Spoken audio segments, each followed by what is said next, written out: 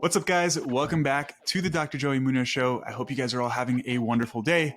Today, I had a great conversation with a friend of mine, David Roden. David actually has lost over 200 pounds himself and has maintained his weight loss for over a decade now.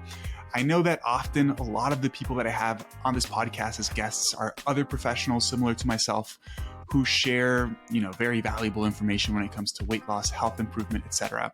But I was really excited to speak to David because he shared his experience from his perspective. The things that he did well, the things that he struggled with, and he shared a ton of very valuable information that I'm sure will help a ton of you guys. Before we get into the episode, I wanted to announce that I'm officially taking on 5 new clients for next month. So if you guys have any goals around losing body fat, building muscle, you don't know where to go next, you've been stuck, and you want to learn more about nutrition and exercise, this is a perfect opportunity to work with me one-on-one. Since one-on-one coaching is pretty time intensive, spots are limited. So if you want to work with me, make sure you inquire sooner rather than later. The link to the inquiry form is going to be down in the description of this podcast. I hope you guys enjoy. What's up, David? Hope you're doing well, man. First and foremost, I appreciate you for taking some time to be here today. Hey, I appreciate the invite. I'm looking forward to this conversation. Yeah, man. And you and I were speaking a little bit before we even started here. We connected, it's funny because most of the guests that I've had on this podcast, I've just connected through Instagram. Me too. As much as people like to hate on social media, I'm always like trying to look at the positive side and how grateful I am for all the connections that I've been able to make. But you and I connected on social media, and we were talking just a second ago about the fact that most of the guests that I have on this podcast are fitness professionals, right? People who have studied nutrition, have studied exercise, maybe have been personal training for 5-10 years and have worked with dozens of clients. And, a lot of the recommendations that we give or a lot of the conversations that we talk about are very top down. These are the things that you should do. And I'm really excited to talk to you because you've actually lived it, right? You've made an incredible body transformation. And not only have you achieved incredible transformation, but you've been able to maintain it, which is really where people struggle, right? Absolutely. So I'll let you take it away and share a little bit about what you've accomplished so far. Absolutely. Well, thank you again for having me on here. For those of you guys that don't know, my name is David Roden. I'm 32. And this past August celebrates the 10-year mark of me being down around 200 pounds in body fat. A little backstory of how I got there, because that's always seems to be the question of thought. I weighed over 400 pounds by the time I was 18 years old, pre-diabetic, hypertensive. I was 300 pounds by the time I was 14. I was looking at old medical records. Funny thing about that is my dad, you probably don't know this yet, is an interventional cardiologist. I grew up in the medical world. My dad being a cardiologist, my mom's a nurse. I was an EMT in college. I have a bachelor's degree in biomedical science. And so it's super funny that that's also fascinating how this kind of works too. You can know exactly what you're doing to yourself and still do it anyways. That's where you can go into more of the details of things. So I weighed over 400 pounds by the time I was 18. I had CT scans of my brain done because my dad's like, all right, what is it? What's going on? Yeah. And it's really simple. I grew up in a family where dad worked 90 hours a week, 80 hours a week as a cardiologist, and my mom loved me to death. And her way of showing love was to pretty much always say yes.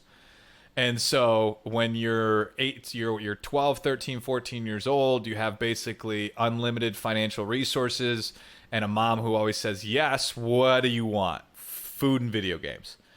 And so I was eating a Costco-sized bag of Reese's, like a 24-count of Reese's peanut butter cups every day. Fast food 2, 3, 4 times a day, playing video games for 4, 5, 6, 8 hours until 2, 3, 4 in the morning. And so it's a crazy concept. You eat a ridiculous amount of calories and you sit a lot, and guess what? You get overweight. Yeah. It's not rocket science. Quick question for you. Yep. Sorry, not to interrupt you, but just one thing that's going on in my mind. Your parents, are they relatively healthy? Were they relatively healthy? My dad's a marathon runner. So yeah, he did the Chicago marathons. He's a big runner. My mom she was always healthy.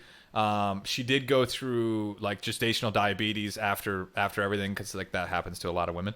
But outside of that, no, like that was, health was at least on the forefront. I will say in high school, because dad worked the amount of hours he did, it was kind of just a free fall. And I grew up in a big house with a lot of friends that would come over. So we always have the pantry just stacked full of food. And so there was always ridiculous access to all of your treats and stuff like that. And there's nothing wrong with that if you can control moderation. Yeah. Yeah. Which is something hard for a teenager to do, right? Yes. And that's kind of how the sequence happened. We can go into detail on, which was like, I mean, a lot of people that are 400 plus pounds, especially if it's been a large percentage of your life, you think it's who you are. You get this hyper obsession with food.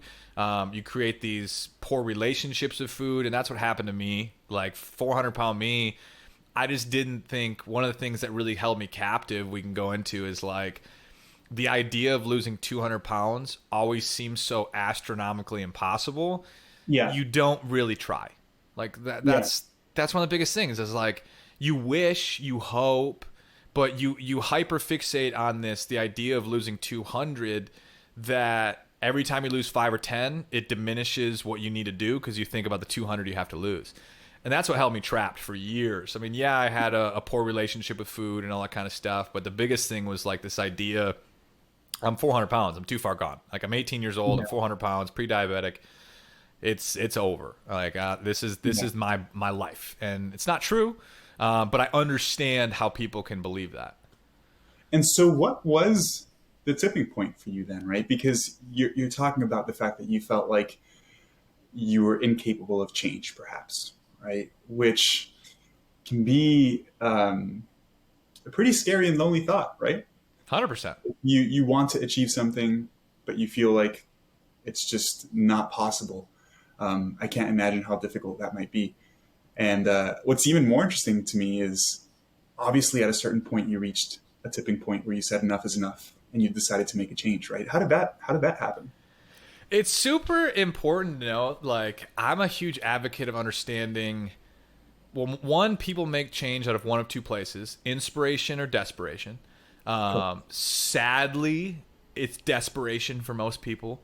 It's, you have the heart attack, you're diagnosed with diabetes, it's some extreme position that you're like, all right, you feel forced to. Desperation really never did it for me. I always felt desperate. I was diagnosed pre-diabetes. I had all this kind of stuff happening. And so for me, that was never really the turning point. It was inspiration that really got me to start moving in the right direction. Wow. How was, I was a junior in college, and I decided med school wasn't for me. I didn't want to go the med school route. I just personally didn't like the hours and where things were and medicine went, just not where I saw the most extreme avenue, which is cardiology. Yeah. They work ridiculous hours. Yeah. But I just saw where medicine was going, and I personally just didn't like that lane. And so I was in this kind of transformational period in my life, and I started looking at what I wanted to do. And it also made me start to look at different people. And when I was a junior in college, I got connected with some friends that were big into the business space, entrepreneurship space, accountability space, that were just big into personal development, was a play on that whole bit. And from that point, the first book I read was a book called The Compound Effect by Darren Hardy. Mm-hmm. And personally, that book, and trying to think about my own life, made a profound change. And the reason for that is because it got me to break this belief of losing 200 pounds. Because you start reading that book, you start breaking down the idea of the compound effect, and something we always deal with, which is trust the process. You build a mild calorie deficit over time, you will lose the weight. It just takes longer than what we want it to. And I was like, all right, well, guess what? If you lose 2 pounds a week for 100 weeks, you lose 200 pounds. I was like, all right. So if I just focus on losing 2 pounds a week, I could care less about losing 50. Who cares about losing 100? I don't care. It doesn't matter. It's irrelevant. I'm 408 pounds at the time. I was like, all right, next week I'm be 406. Boom, I hit it. I was like, okay, cool. Let's do that again. Next week I'll be 404. Boom, I hit it. Next week 402. Boom, I hit it. I hyper fixated on 2 pounds a week for the first 50 pounds. I Wow. didn't care about losing 50. I didn't care about losing 100. I didn't care about losing 200. I just focused on 2 pounds a week and celebrated every 2 pounds I lost. And because I think it's super important to know, day one for my transformation, I did not believe at this point in time it was still possible to lose 200. I just didn't care. I just stopped focusing on it. I was just like, all right, 2 pounds this week. Let's just do it again. Let's just do it again. And then when I stepped on the scale down 50 pounds, I broke down and I looked myself in the mirror and I was like, David, you're changing your freaking life. Everything about yourself you don't like, you're going to change, and everything you have control over, you're going to make the adjustments needed. And then about over the next 18 months after that, I've been down 200 in about just short of 3 years. It took me about just short of 3 years to drop 200. Yeah, that's kind of the sequence. But I think it's super important to know, day one, I did not make the decision I was losing 200.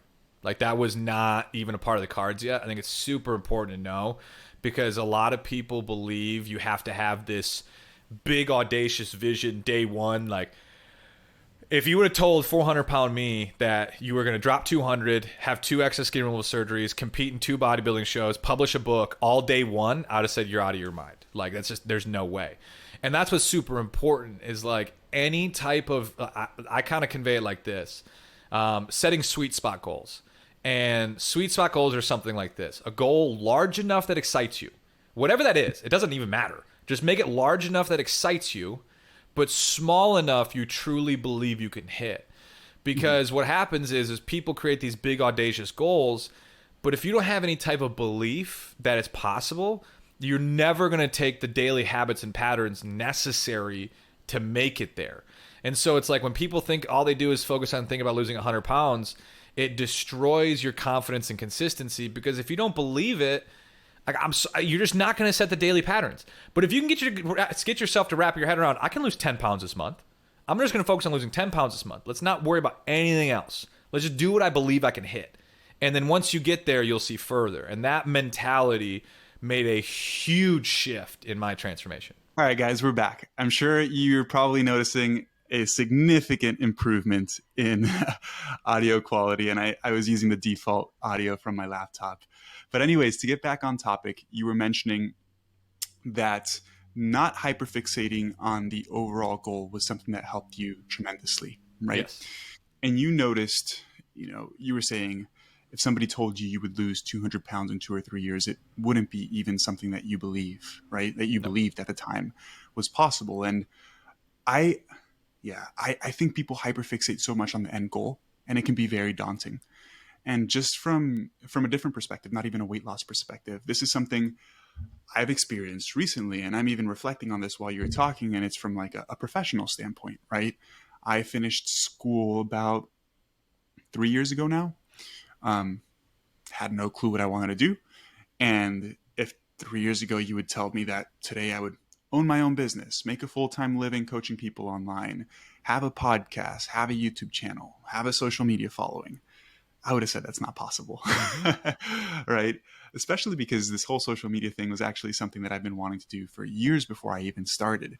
And I would try a little bit, but not really, because I would see people that were like way ahead of me. And I'm like, man, how did they even get there? Yep. And honestly, my inspiration, I guess doing this isn't out of desperation, but my inspiration was people like Layne Norton, right? Which I know you're friends with. And he gave me the opportunity of working with his company, and seeing other people in my position making it was really inspiring. And I just started posting on social media a little bit at a time, started having success there. And I'm like, maybe I'll try this YouTube/podcast thing. Started doing that, starts going really well. And it's really been just focusing on small steps one at a time, and not really worrying so much about the end goal. Yep. And it's funny that you even mentioned that, because, and I've said this to people multiple times. I've had younger people reach out to me and say they want to be where I'm at professionally. How do they get there, etc.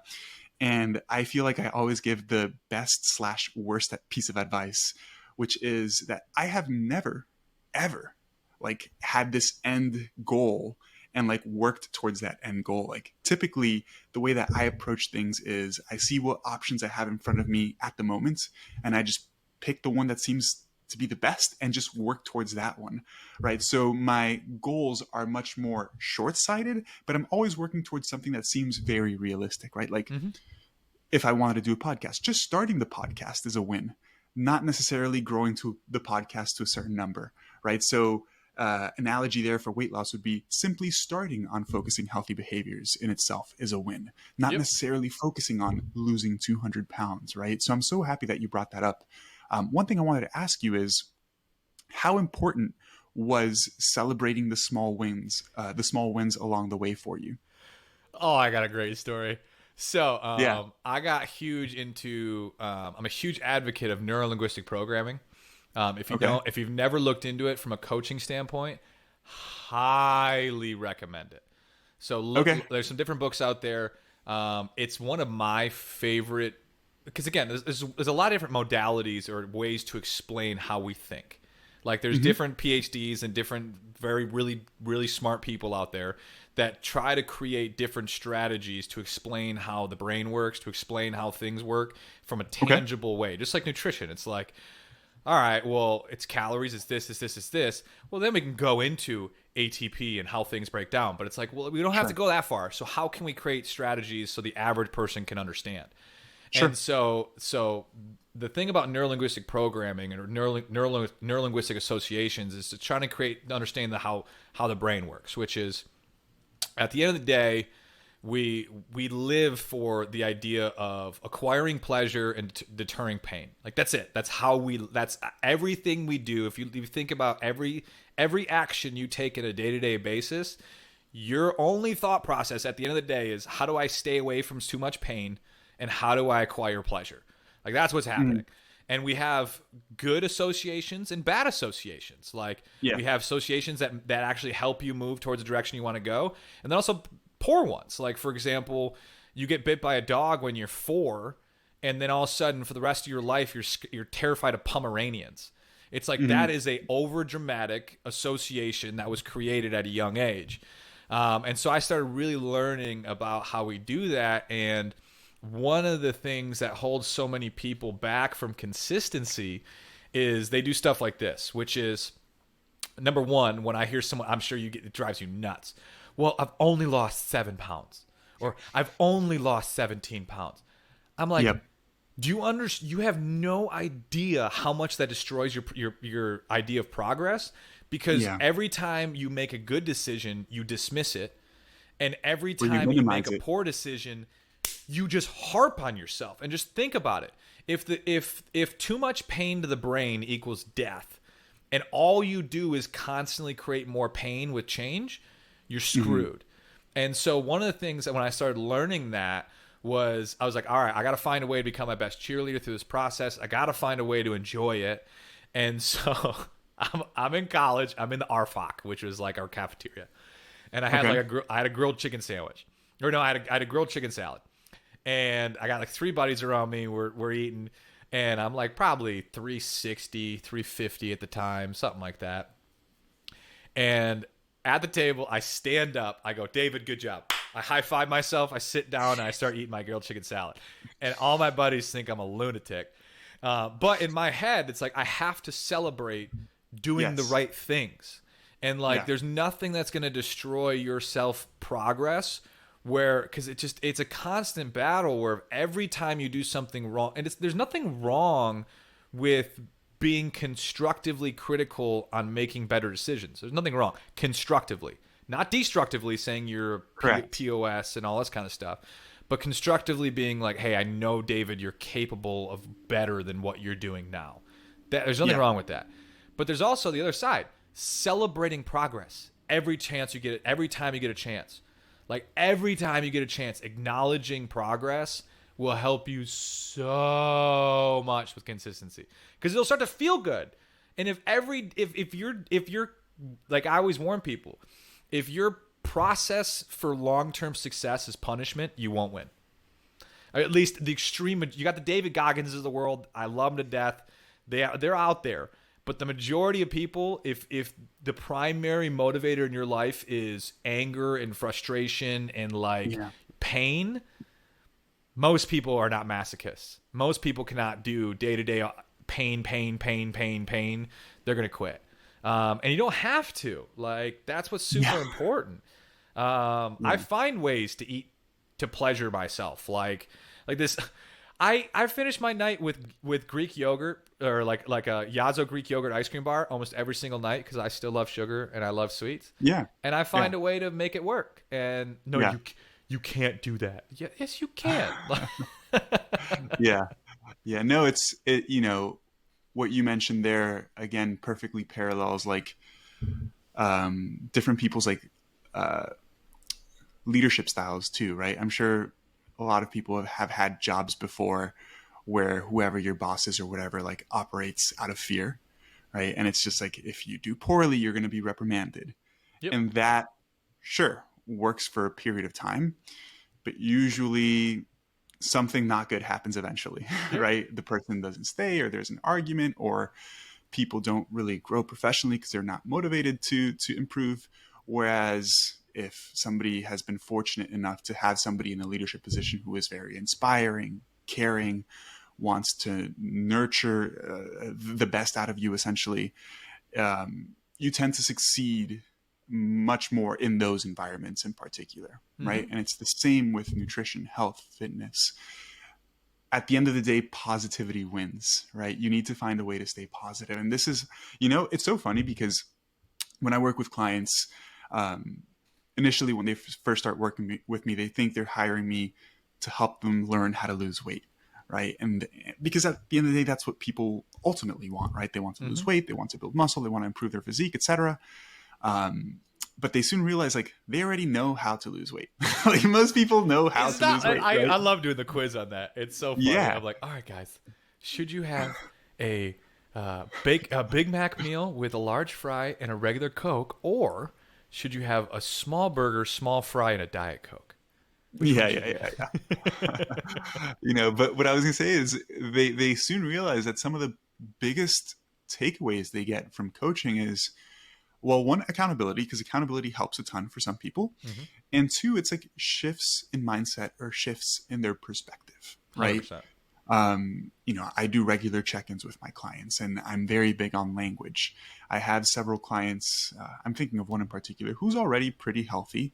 Definitely not like ripped or super muscular, and like they want to improve their physique slightly. And so we've been working together now for several months.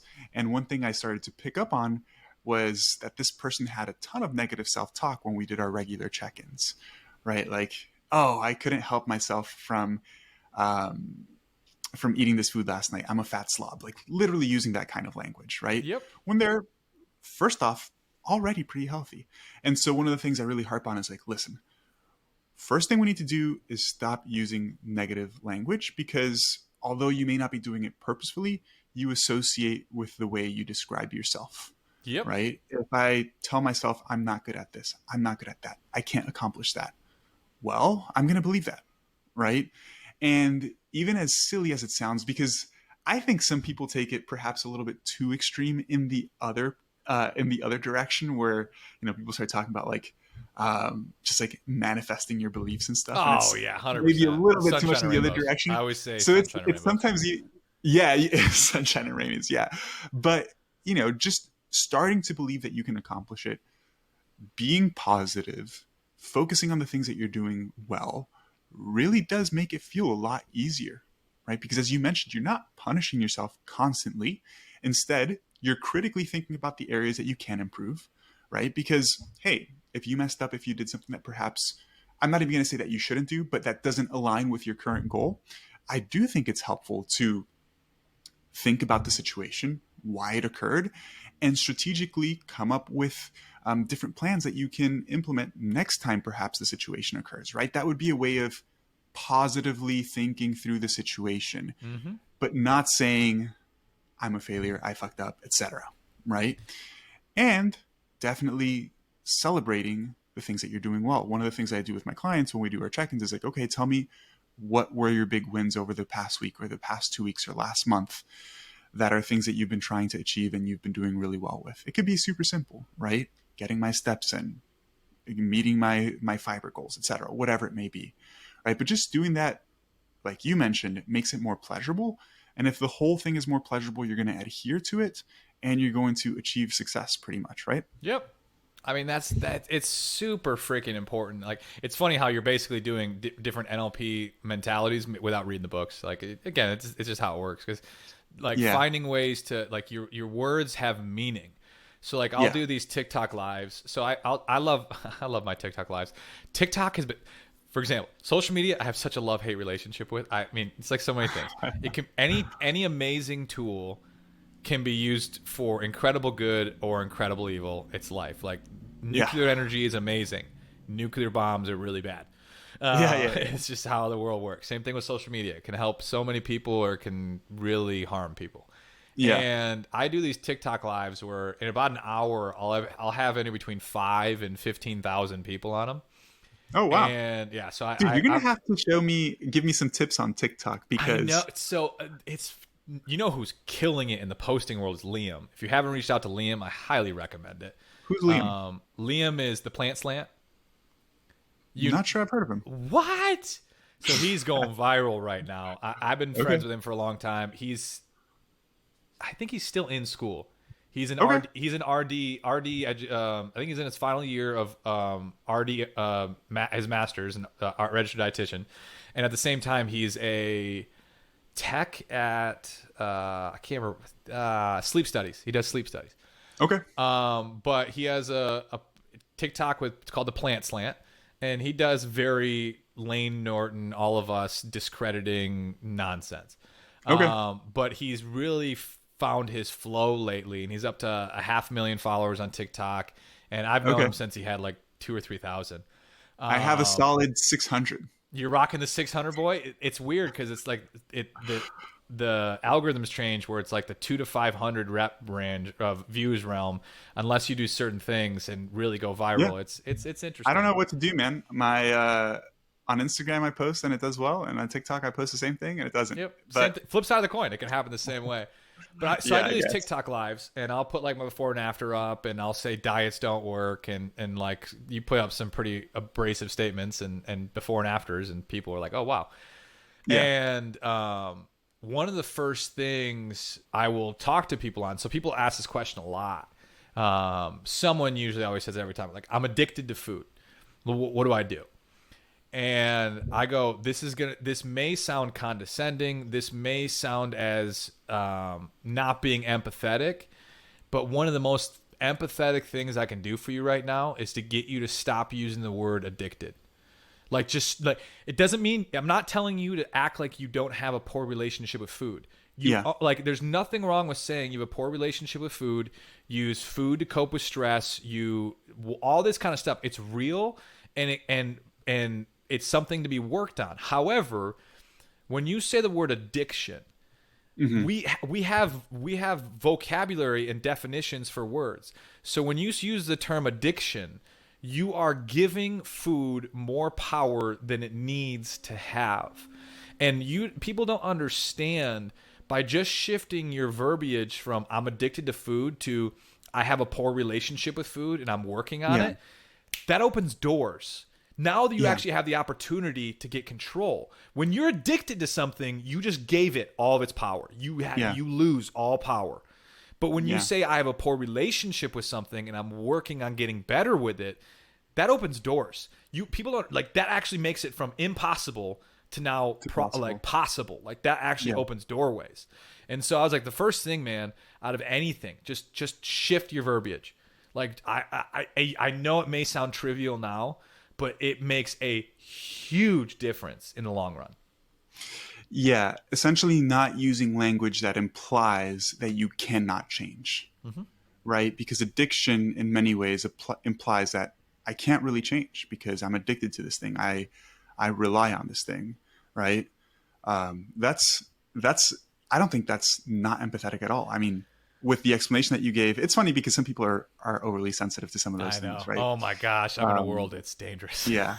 It's so funny, man, because when I started in this field professionally, so after school, so my background is all academics, right? Okay. Bachelor's, master's, PhD in nutritional sciences, did research for years, did a postdoctoral fellowship. Like, it has just been academics. And I did work as a personal trainer for several years, but I was a lot younger. I was about 20, 21 years old. So I was an adult, but definitely not as mature mentally or emotionally as I am now. So I didn't think about these things when I worked with people. And honestly, as a personal trainer, I was just more focused on training than anything else, right? Like resistance training itself and not talking about behavior change and all of these things.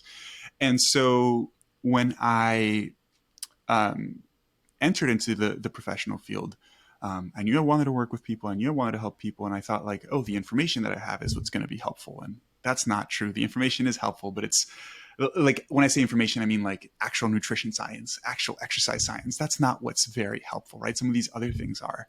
And I started to write a book that I wanted to be essentially like an encyclopedia on nutrition and exercise for people to help people improve their health. And I've rewritten it or restarted writing it now, or restructured it, I should say, probably 6 or 7 times. Because when I first started, it was just like, nutrition matters. This is the nutrition science. This is what you need to know. Hardcore science. Then I shifted it a bit from what you were talking before. Instead of talking about ATP and electron transport chain and all of these fancy terms that I thought were important to know, I rewrote it in a way where it's like way more digestible and saying like, these are the things that you should do. And this is why you should do them, right? Focus more on whole food. So it's a lot simpler. And then where I'm at now, I'm telling you, this has changed a ton, is not even talking about nutrition or exercise first, but just talking about mindset, 100%. right? The importance of not thinking dichotomously, the importance of celebrating progress, the importance of embracing a growth mindset, which is just embracing challenges, understanding it's going to be hard and being okay with that. And so where I'm at now, I have an entire section in the book where it's just that before we even start talking about nutrition or physical activity, because I think it's that important. And it's funny what you mentioned about using the word addiction being crippling, because it implies that you can't even make change. In the introduction of the book, the first thing that I talked about is like step 1 is believing that you can achieve what you want to achieve. Because if you don't believe it, like you've already lost before even starting, right? And I think that's also, I mean, all these topics tie into each other, but that's why it's so important to set a goal that is actually realistic to start, right? Or having an ultimate goal, but then breaking it down into smaller sub goals, like you did, doing 10 pounds at a time or whatnot. And then when you achieve each of those small sub goals, celebrating in a way, because that just reinforces those positive behaviors. And it's just funny because like a third of the book is this stuff without even talking about nutrition, like, right? Because if you have, if like that, the whole thing is anyone who is growth mindset, not ego driven, but actually give it, like actually care. They're the first ones to acknowledge missing pieces or like variables in a way that goes, this is an observable variable that we need to acknowledge. Like for example, it drives me nuts. All right, there's a lot of things on TikTok and Instagram that drive me nuts. But it's like all the different zealots of all the different subset diets. And like, it's funny because it's like, I'm not here to say don't go vegan. I'm not here to say don't go carnivore. I'm not saying don't go paleo. Like, I will challenge you on things that aren't actually scientific. They're just made up. Like there's, but if those are systems and parameters, this is when Lane has done the documentary with us, the documentary we have coming out, where I mean, even Lane says it too. Like we're not saying you can't use these different pillars, but the context of the pillar and why you're using it is wrong. Like if intermittent fasting is a system that helps you control your calorie intake, great. Totally fine. Skip breakfast, baby. It's fine. If you think breakfast is making you fat, that's an issue. Like that's an issue. And so it's so funny because I'll just sit there and go, guys, like I remember I was doing a live and this guy, I was calling out the factual incorrect nature of intermittent fasting. And I was saying, guys, it is a great tool to control calorie intake. If skipping breakfast and stopping after 8 o'clock is a system that helps you control your calorie intake, great. There's nothing wrong with it. Breakfast is not making you fat, and eating after 8 o'clock is not making you fat. And this guy's in my comment thread going, dude, I've lost 160 pounds. Intermittent fasting is the way. And I'm like, dude, like, I'm so, like, it's amazing, man. Like, Yeah. I'm not disacknowledging what Yeah. you've done. What you're doing is great. Keep doing it.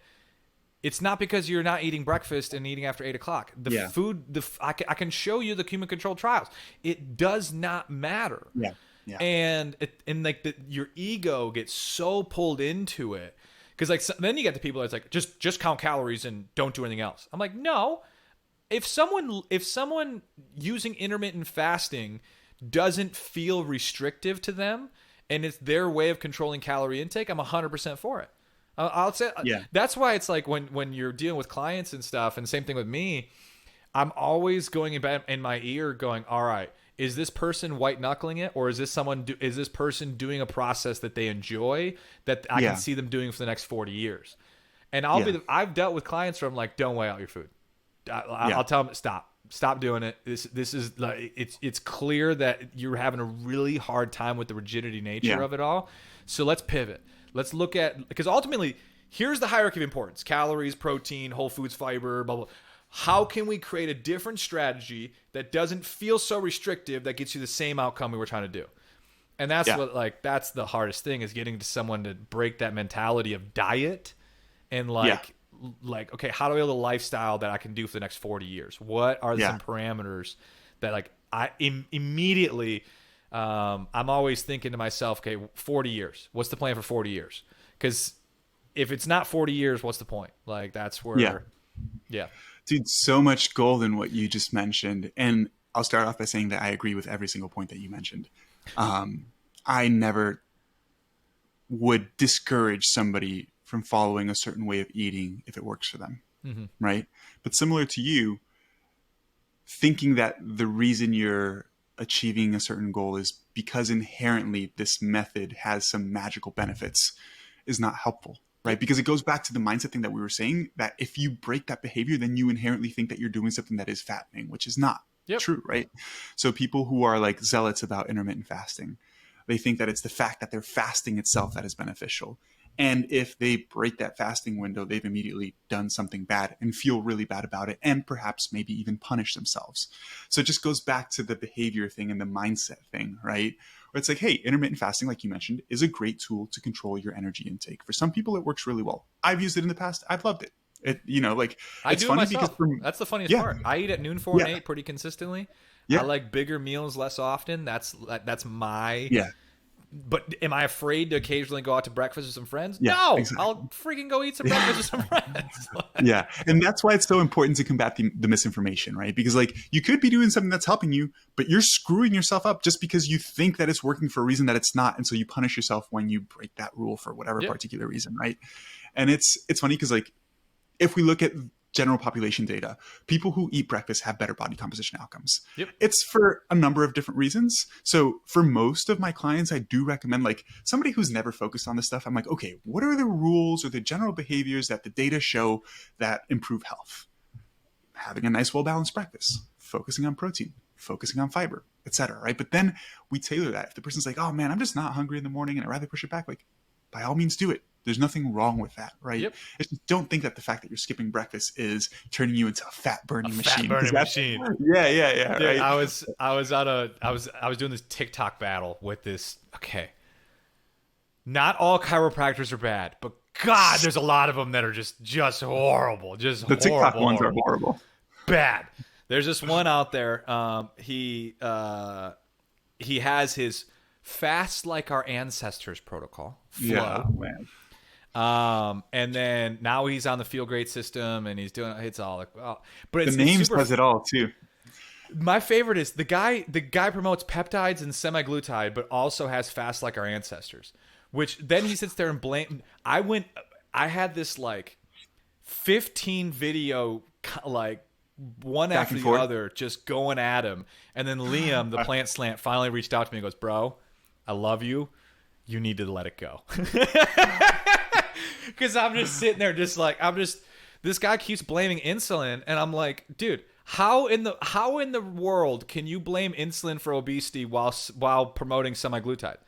Yeah. Semaglutide literally increases insulin Influence secretion, post consumption. So like what that doesn't even make sense. Like if you say it's insulin, that doesn't like it's just like, dude, there's so much of what you're saying is nonsense. And like I'm going back and forth with this guy. He sends me some clinical articles that were just nonsense. Just like, oh, he sent me one of his evidence-based reasons was a book written in 1919 on fasting. It's hilarious. And then just a bunch of epidemiologic stuff, a bunch of just nonsense. But him and I are going back and forth on it all. And dang it, where was I going with this? We were talking about intermittent fasting. We were talking about, because I was even telling him, I was like, dude, I do intermittent fasting.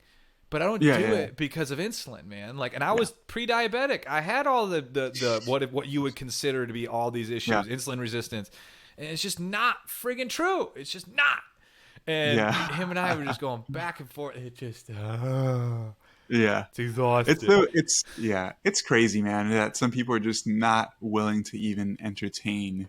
Yeah. Well, that's the ego side of things, and that's where, being like.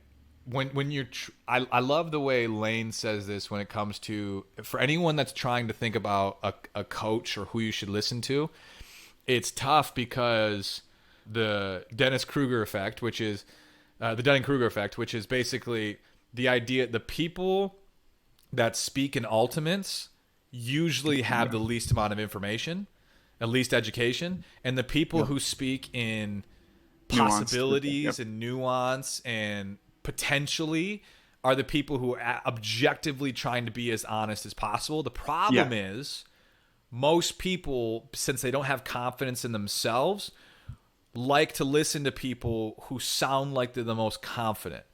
But the people who sound the most assertively confident are also the ones that tend to be the zealots that have no idea what they're talking about. Yeah. It's true, man. It's true. But, you know, I don't know. I totally get that perspective.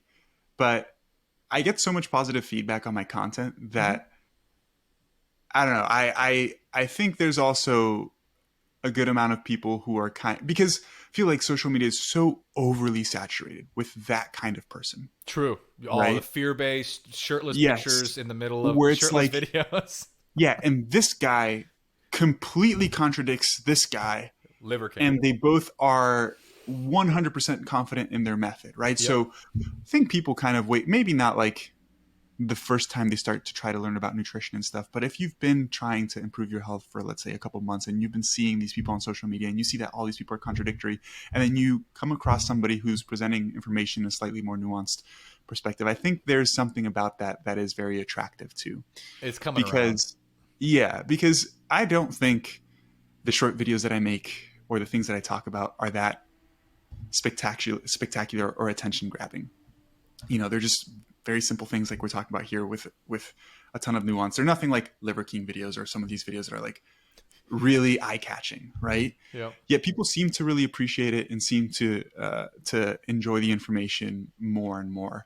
So I do think like there's a certain shift occurring in the environment just because of how overly saturated that type of person is on social. And there's really not many people providing things with the perspective that you and I are really. I think over time, I think you're completely right. Now, it's one of those things where how do you do it in a healthy manner? Because knowing, I always think about, okay, so at the end of the day, people are pulled by either the deterrent of pain or the acquirement of pleasure. And whether you like it or not, most people are primarily driven by pain than pleasure. Mm-hmm. Like they're more worried about, at the end of the day, painful avoiding situations than pleasure.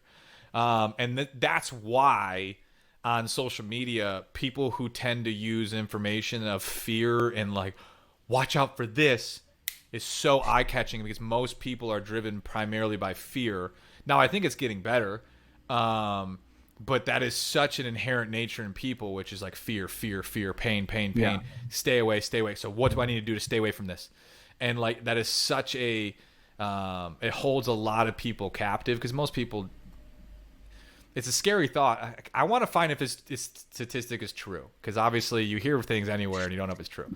But I heard someone was saying that 85% of people don't have one level of conscious thought, because their only conscious thought is based upon immediate A and B. But the question, like, only 15% of people in America have the ability to go, all right, go above A and B. Does A actually equal B? And then you can go to tertiary thought, which is like, all right, is my perception of A and B the only possibilities? Is someone else seeing A and B in a completely different light than I'm seeing A and B?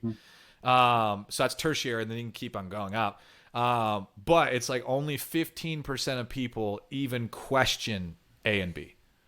And yeah, or even think about like, what's the term?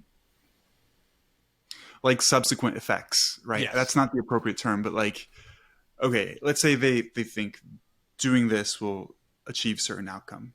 They don't think about the repercussions or the effects that doing that thing will have. Yes. Right? So, for example, intermittent fasting. My friend told me intermittent fasting works because of XYZ reasons and it causes weight loss. I'm going to do it. But they don't even take a second to think about what perhaps are the other effects or repercussions of doing so. Right? And that's why, unfortunately, so many people fail to achieve their goals, man. Because it goes back to something you were saying about restriction, right? Too much restriction, not good, right? And you were just mentioning, it's funny because I posted a video early today using the same exact language. It's like, you need to be restrictive in a way that doesn't feel restrictive. Yes. And that sounds confusing, right? And that's why you can intermittent fast. You can follow a low carb diet. You can do X, Y, Z. Some of those from a health perspective, I would say, are not the best. Like, I would definitely argue that a carnivore diet is not the best from a health-based perspective, right?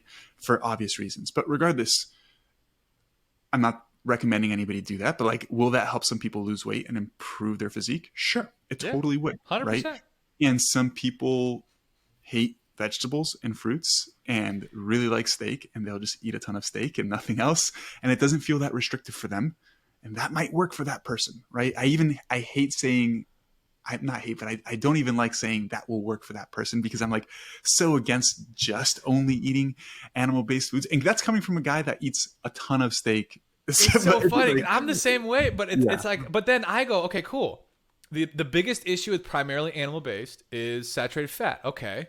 Well, how can I get them to eat animal-based, but just make sure we limit their saturated fat as much as possible? Okay. But also lack of fiber. Yeah. That's one big one. It's like, are you going to die if you don't eat fiber tomorrow? No.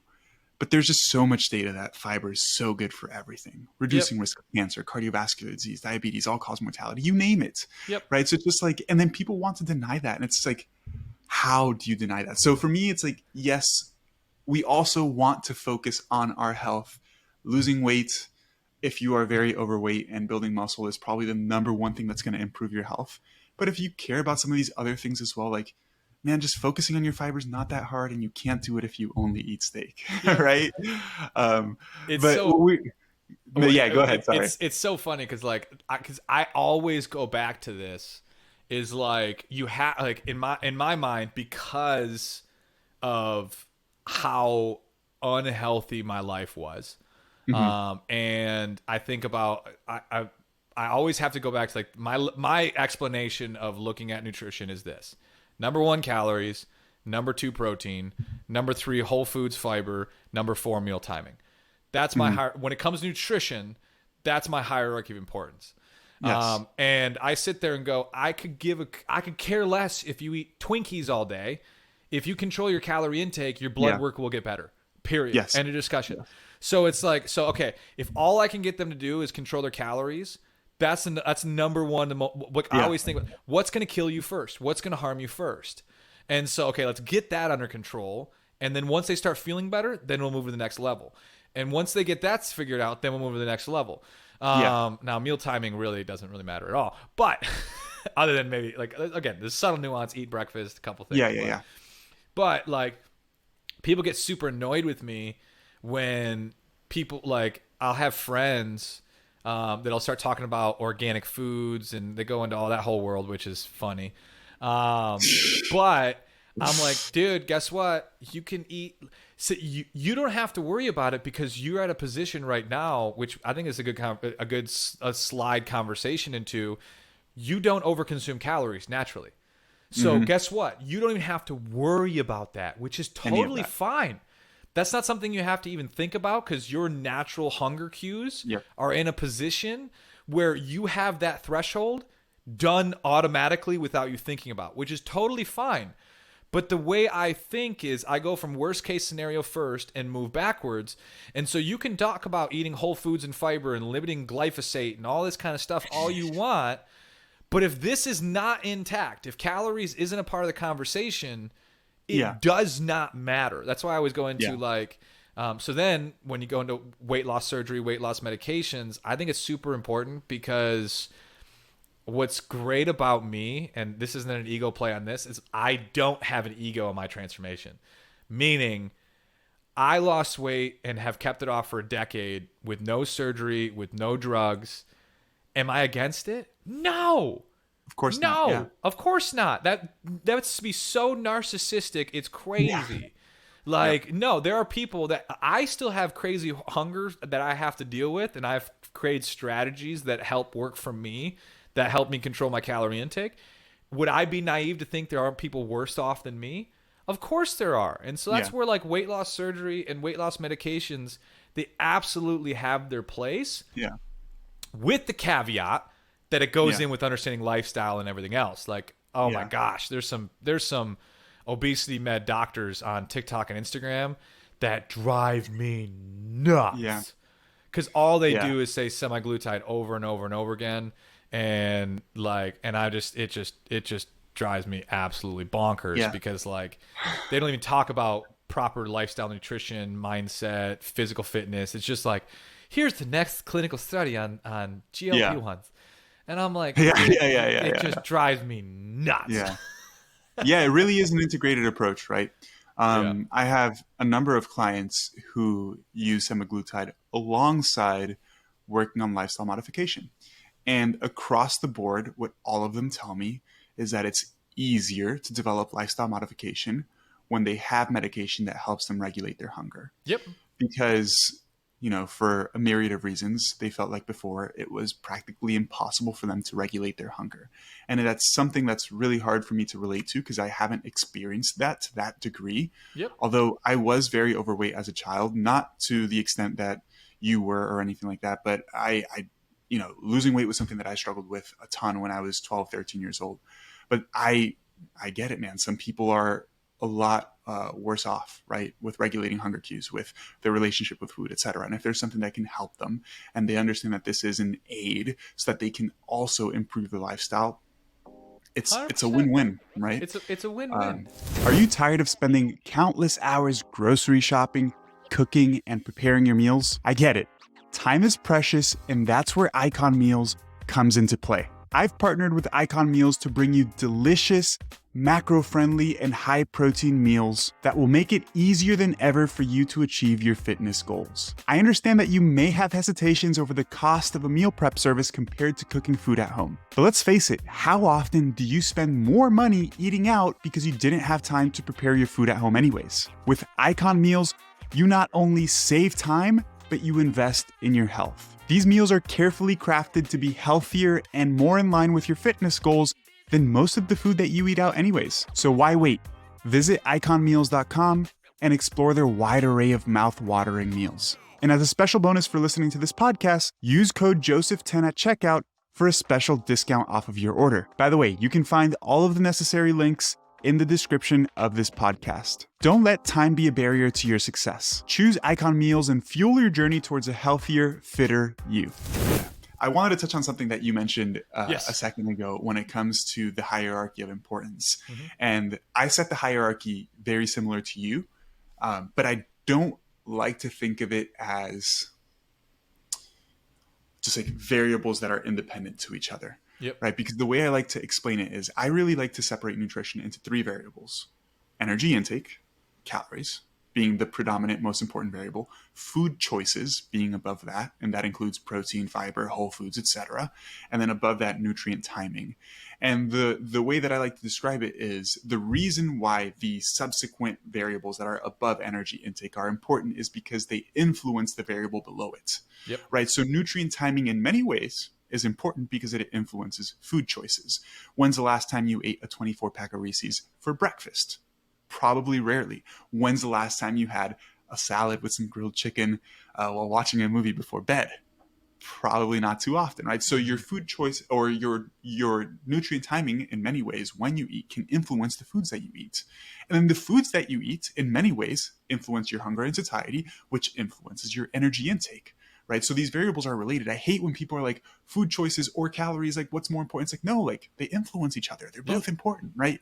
At the same time, you can argue like, yes, calories are important, but if you cut calories too much, that's also not good because then it limits other things. It makes you be hungry, etc. Yep. So I always think of it from the perspective of like, what behaviors can we implement that help you regulate your hunger and satiety so that you can reduce your caloric intake. Yep. Right. And it's funny because I've gone back and forth thinking about this. Like, is it more important to teach somebody about tracking their calories first and why calories are important? Or is it more important to talk about some of these other behaviors and develop the behaviors because they then inherently Naturally influence do it. intake? Yep. And what I've arrived to now is like, I slightly introduce energy intake. This is why calories are important. But all of these things make it easier for you to eat less calories. Yep. And so we need to focus on these behaviors so that we can control our energy intake, right? Because how often do people like know that calories are important? They track their calories, do nothing else, and then they still can't reduce their calories because it's hard, right? Yep. It's hard if you don't do these things. And I actually did a presentation on hunger and satiety regulation for a seminar that we had here in Tampa. And the first thing I talked about is like most people that understand that calories matter, what they do is take their diet, make no changes, and eat half the amount of food they were eating before. If somebody went to Starbucks and had a large caramel frappuccino, whatever you want to call it, or grande, whatever the actual term is, and like, I don't know, a muffin or whatever, and that was their breakfast, now they'll try to have a small caramel frappuccino in half the muffin. What happens? Like, yeah, you ate less calories, but now you're freaking starving. Yeah, you have right? no So food. You're barely eating. Yeah, exactly. And that's why I think all of these variables are so important, man. And it's like, the more I think about it, the more I realize like all of it matters at once. Yep. It's not one or the other. You have to that's what it does drive me nuts when you get these fit bros that all they say is calorie deficit. And I'm like, do you understand how condescending that is to someone that like it's just like to someone who's eating pizza and ice cream and regular soda all day and you just tell them calorie deficit? Like, okay, so they're just going to eat half, they're going to, instead of having 3 cans, they're going to drink 2 cans and then and I'm like, you know how starving they're going to feel? And they're going to blame themselves because they've never understood prioritizing protein. They've never understood prioritizing whole food and fiber and the importance of it. Not the, well, it gets you your vitamins and minerals, Billy. Like, yeah, of course that plays a role, but it's like it's the fullness you get.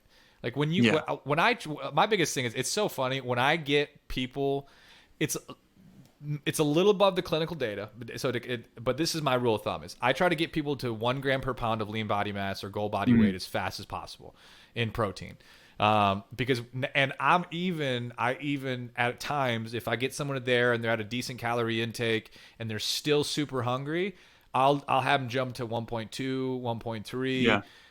Because I'm just trying to find different strategies to get their hunger under control. And so I'll even jump people to 1.2, 1.3 if we've tried everything else and they still, and potentially it's above my pay grade, but drugs and surgery could be a role for them. But like getting someone to just try to hit their goal body weight in protein per day, the people find like, oh my gosh, I'm so full now. And I'm eating, like David, I'm actually struggling to eat 2,100 calories just hitting my protein goal. And I'm like, isn't that fascinating? You're more full now and you're literally eating half the calories you used to be eating. Yeah. This is why it's important to talk about these nuances where if you just scream calorie deficit, like a lot of these fit bros do, it's like, You're already Yeah, eating these types of foods so that you don't understand the hunger that some of these people are dealing with. exactly. Oh, and They all can't right, relate, right? They can't relate. They're like, I did this, it works for me, it must work for everybody. And yeah. yes, ultimately a calorie deficit is necessary, but like you mentioned, some people don't have to focus on some of these things because they naturally do these things, Mm-hmm. right? So it's like, yeah, if I tell you like, hey, focus on protein and you already eat a ton of protein, like you don't need to focus on that, right? Yep. And that's why like one of the first things I like to do is really talk to clients, see like what behaviors they're doing right now and which they're not doing, and just like simply try to add some of these really helpful behaviors. Yep. And what I like to explain is like the first thing we should do is identify what levers we can pull that give you the biggest return on investment, being time and effort, Yes. Move. right? What can I do that's going to take the least amount of effort to move the needle the most? That's always like my Yeah, first thing I think. yeah, Do you drink regular pop? Transition to diet, baby. Like right, that's right, all right. we're going to do. Like Yeah. you're just, do you drink regular? You're going to transition to diet. But I heard diet soda's bad for you. Whoever Yeah. told you it, stop listening to him. Stop. Dude, I wanted to ask you personally, since we were talking about, all of these different methods are effective. Yep. I'm sure perhaps when you started, you did a ton of things that you stuck with, you did a ton of things that you made mistakes with, right? And so, what are some of the biggest mistakes that you made when you started? And what are some of the behaviors that you've carried with you that have been really helpful? Perhaps things now that are not as simple as like consume adequate protein, because people already know that, right? But Yep. maybe some unique things, like you mentioned, you have a Greek yogurt bar before bed because you like sugar, and that helps you control your cravings. Give us a Yep. little bit of detail on those. Dude, it's so fun because being down 200 pounds for a decade now, I look back at all the things that I did were fit bro science. And I'm like, and it's super funny. So here's some context for you. Dad being a cardiologist, he's very by the book. Like, show me Yes. clinical research, let's have a discussion. Like, but you're like, don't just, this is what happens. Don't just give me pathways, because there are so many freaking pathways. People who use Yeah. mechanisms, like they're often naive as crap because the body's Yeah. so much more complex than one freaking mechanism. And so I did low carb. So this is how a sequence went. So I started out with carb cycling because I was actually, this is kind of crazy. I started in a network marketing company. And I was in a network marketing company called Vima. It was, do you remember Verve, the healthy energy drink No. from like 10 years ago? It went viral. I was about to be the poster child for the whole weight loss. So Chris and Heidi Powell were like the nutritional fitness experts. You know who Chris and Heidi Powell are? No. Okay, so they had a TV show called Extreme Weight Loss on ABC. Okay. And so their whole methodology was carb cycling. So I started out Okay. carb cycling.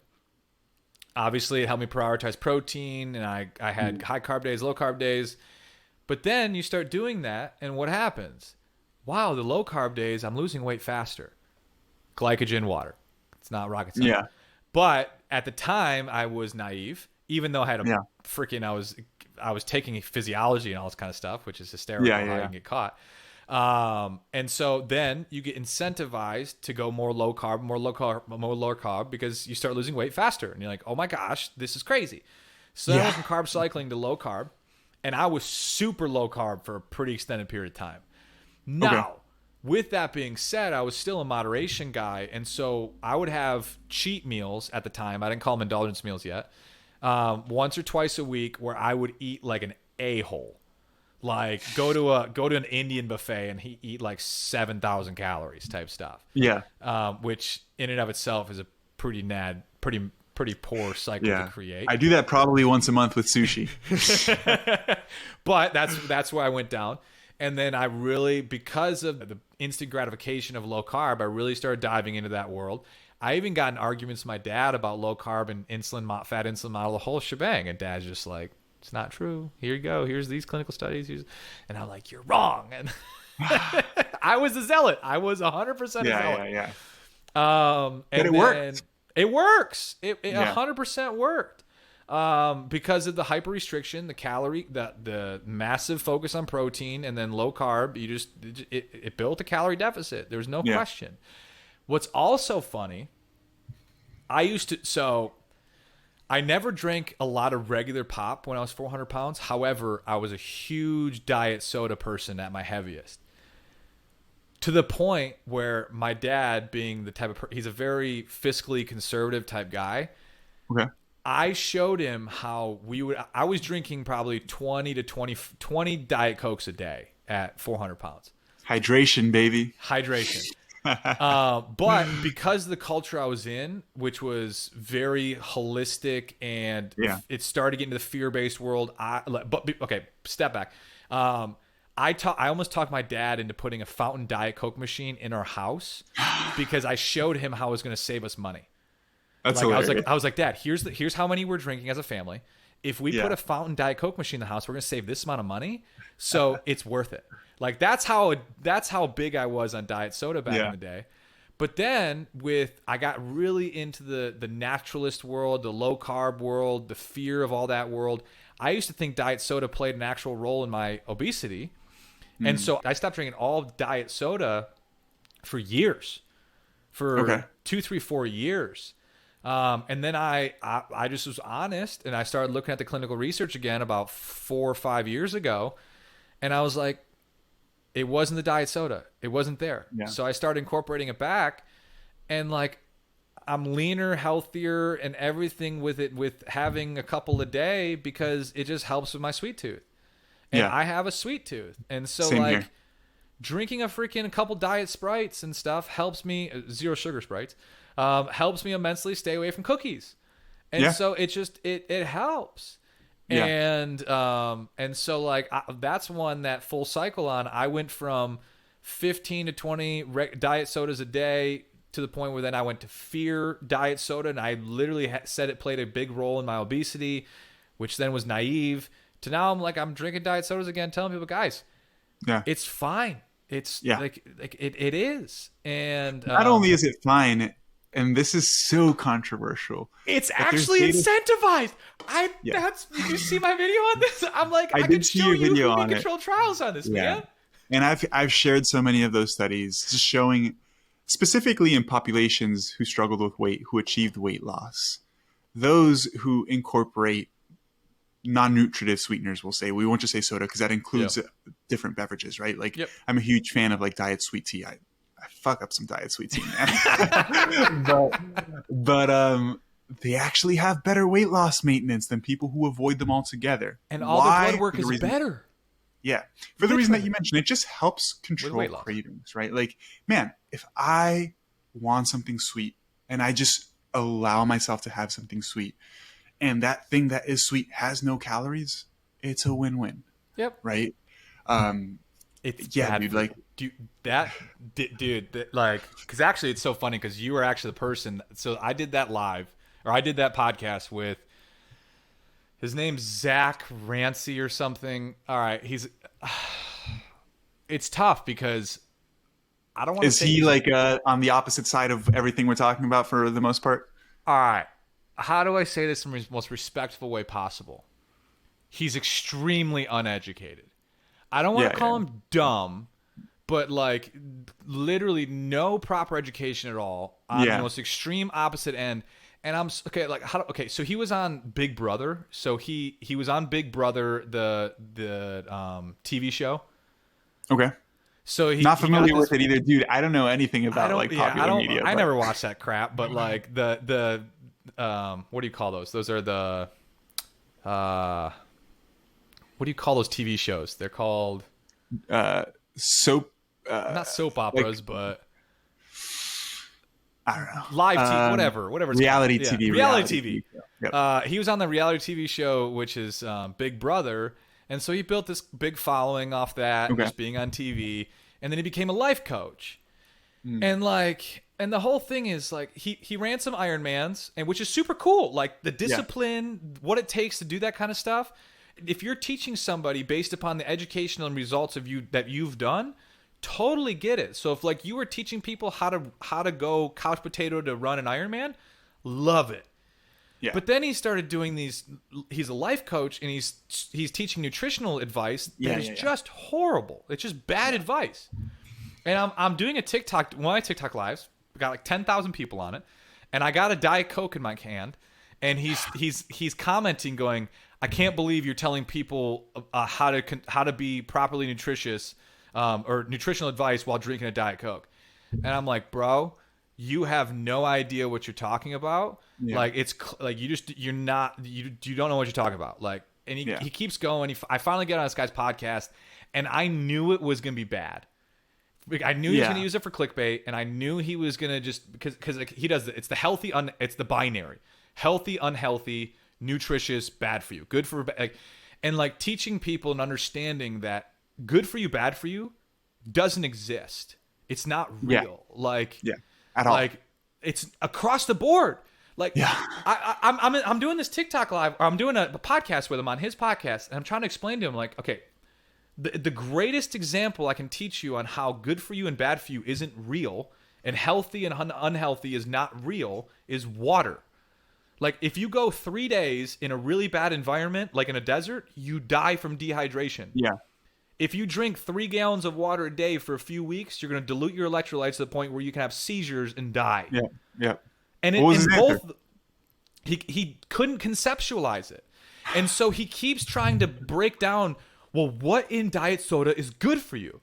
And I'm explaining to him, well, water's good for you.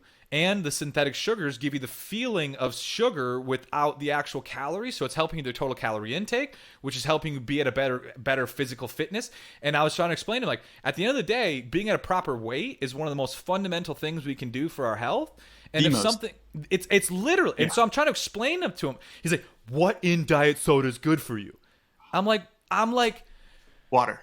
I'm like, water. And he goes, and I go, I'm sitting there going, dude, honestly, based upon the actual potential adverse health effects of diet soda, it would take 50, 100, 200 cans a day for the aspartame to get to a level that even potentially puts you at risk. I was like, it's 50 cans a day. The issue is that a person like that cannot agree with you on their podcast. Yep. Because they would have to shut down their podcast. Yeah. No, and he's just a zealot. It's just, it's the extreme zealotry of it all. And it's funny. I knew this was going to happen because throughout the actual episode, he was kind of accepting it, but at the same time, and I was teaching him nuance, but at the same time, all he wanted to get was his clickbait, which was getting me to say 45 cans of diet soda a day is healthy for you. And he got his clickbait, and then he made it into a video. And of course, because it's so funny, because then you actually listen to the whole. If anyone actually listens to the podcast episode, they would think he has no idea what he's talking about, because I'm explaining all the nuance. I'm explaining all this kind of stuff. But he got his little 6-second 45 cans of diet soda a day is good for you, because that's what he was looking for.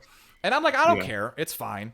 And so I can't remember who I was talking to. I was talking to, I can't remember which registered dietitian it was, but they were like, David, I couldn't even get on a show like that. Cause it's tough because here you are.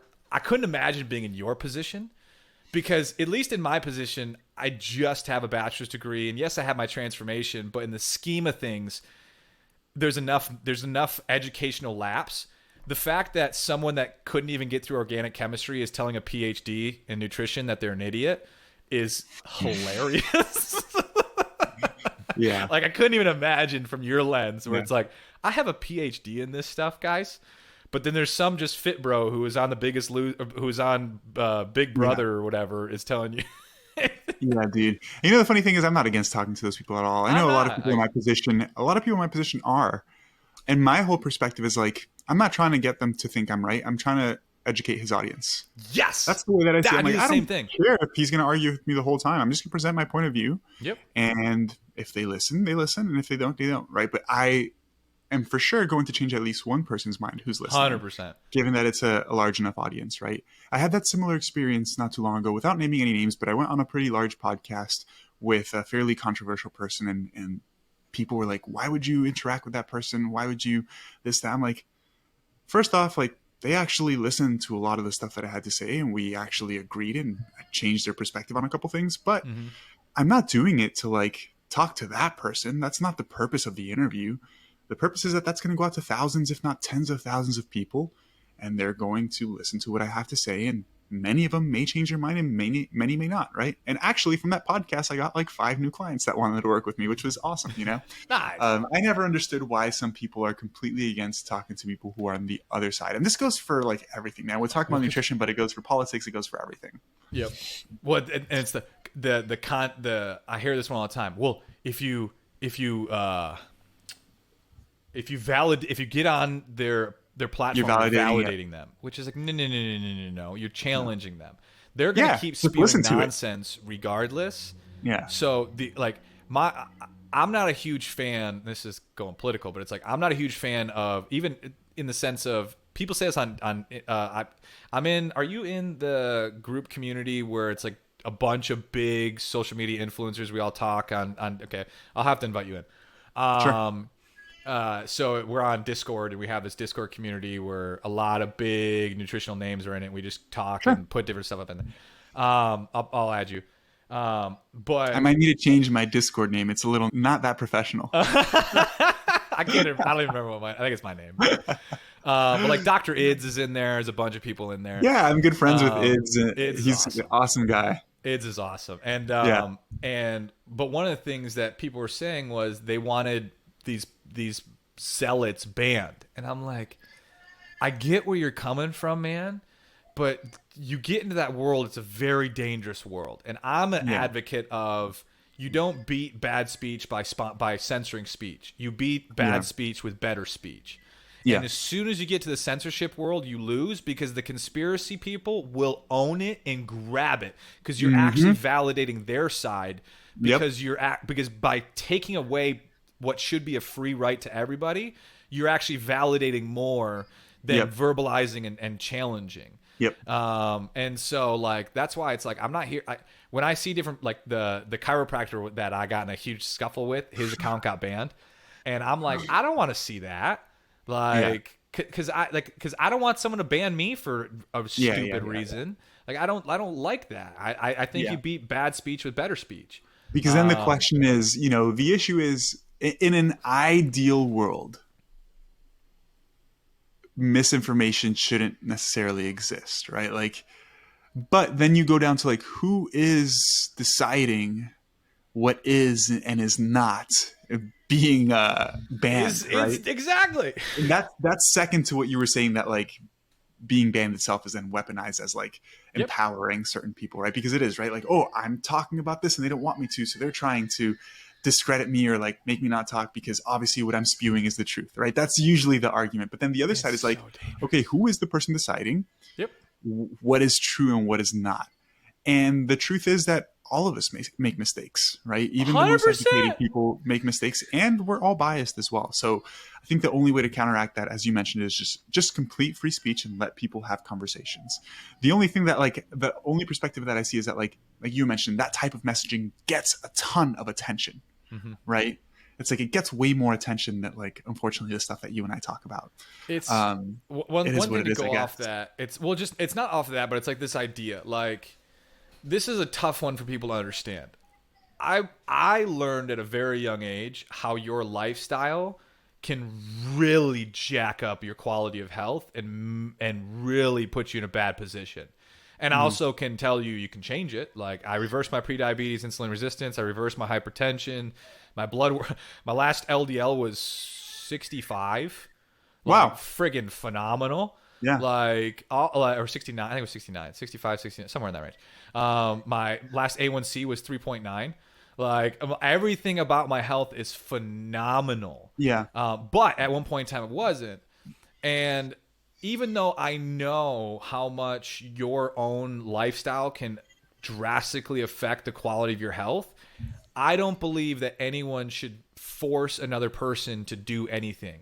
So like, when people say like, well, what do you think about the people that are significantly overweight going on government-controlled foods programs because it's in their best interest? I'm like, nope. I don't.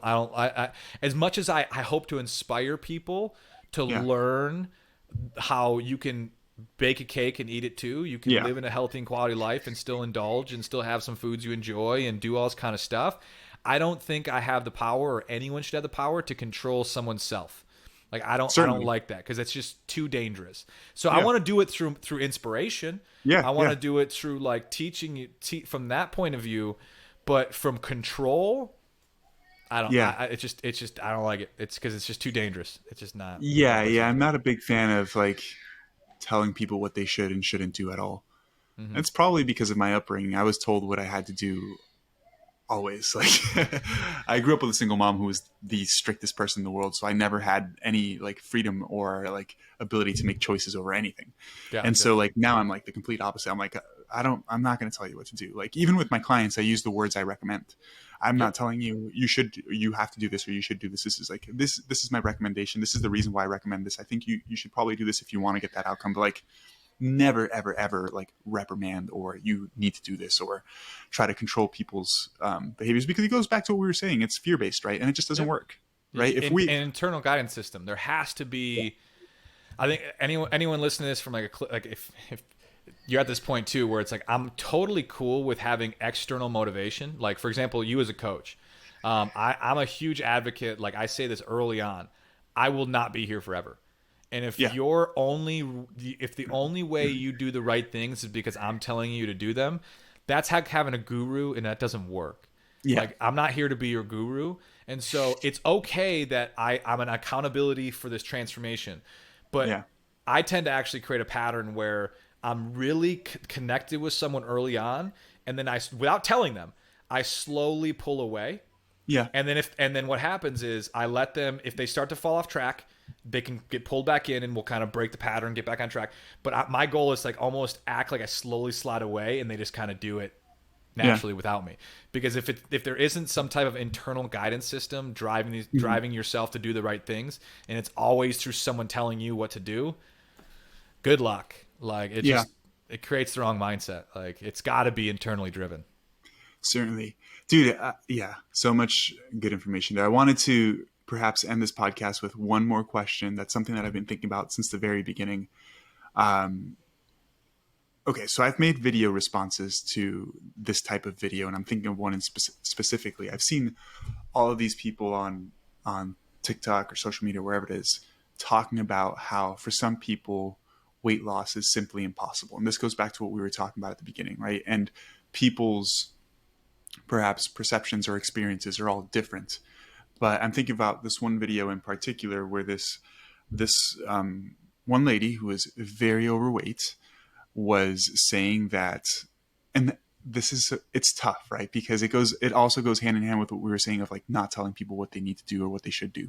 Yep. But she was saying, if somebody tells you that they can't lose weight, to just take their word for it. No. Because for some people, anytime, this was her wording, they try to do a caloric deficit or go into caloric restriction, their body screams at them that they are starving.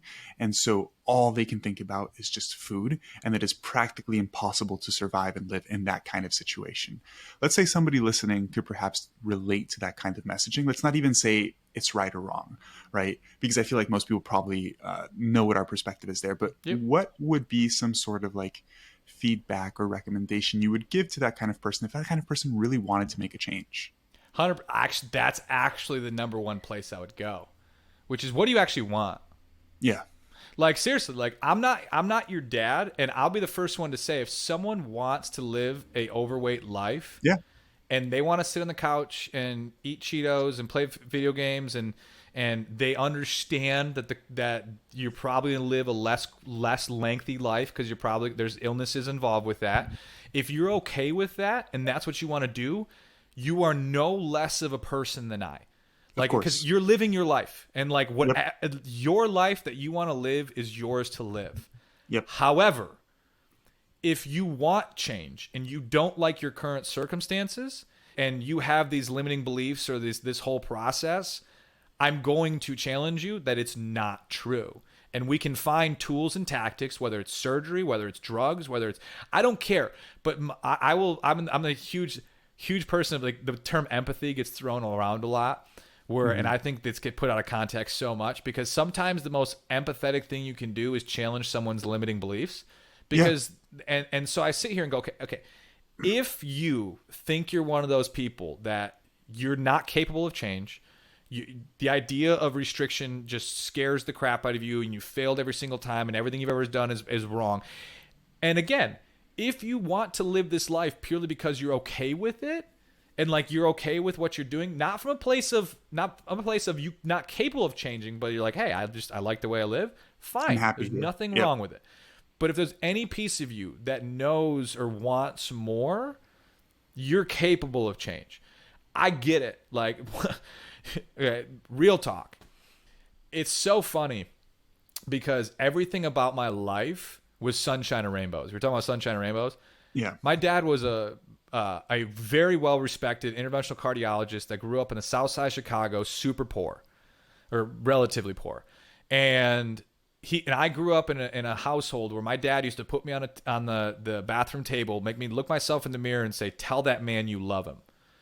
My mom, incredible soul. My dad, incredible soul. I grew up in a 7,000 square foot house with an indoor basketball court in my house. Wow. I had all the friends, all the everything you could ask for in a family upbringing. Resources I had access to, and yet when I was 18 years old, 400 pounds, I almost ended my life twice. No one knew. I felt so trapped in my 400-pound body, thinking that's who I was. And the idea of being trapped in that body for 40, 50 years felt so insurmountably painful. I almost ended my life twice, and I didn't talk about it until I published my first book. And when I showed my dad the manuscript, I've witnessed my dad cry 4 times my entire life. That was one of them. Yeah. He thought he was a failure as a father for that whole situation. And I was like, Dad, there was no way for you to know. No one knew. I was the funny, outgoing kid that everyone thought had everything together. And I felt so trapped at 400 pounds that I thought ending my life was the only way out of it. So I get it. I get what it means to feel trapped. It's not true. Like there's always something that can be done, whether it's surgery, whether it's drugs, whether it's therapy. There's something that we can do to move you in the right direction. And I get it. But the most empathetic thing I can do right now is to challenge you that if you don't actually like where you're at, but you don't think it's possible, that's okay.